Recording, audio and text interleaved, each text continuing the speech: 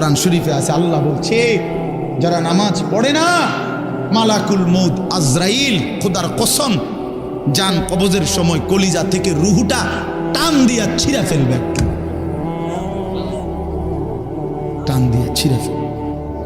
কাল্লা ইযা বালাগাতিত তারাকি, কণ্ঠনালীর কাছে চলে আসবে, তখন রুহুটা কণ্ঠনালীর থেকে আর বের হতে চাইবে না। গলায় যেমন আটকাইয়া যায়, আটকাইয়া যাবে রুহু বেঈমানের, নাফরমানের। তো ফেরেশতা আল্লাহর নবী বলেন মালাকুল মউত আজরাইল টাইনা হেসরাইয়া ছিঁড়া ছিন্ন ভিন্ন করে রুহুটা টেনে বের করবে। কেন এমন করলো? এমন নির্মম মৃত্যু হলো কেন?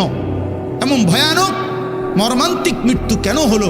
কোরআন শরীফ আল্লাহ সরাসরি বলছে ফালা সাদ্দাকা ওয়ালা সাল্লা, কারণ হলো সে আমি আল্লাহকে বিশ্বাস করে নাই, ওয়ালা সাল্লা, এবং কি করে নাই,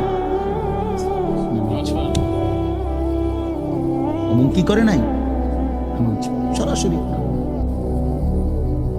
আল্লাহ বলছে তোর কলজা ছিড়ালাম,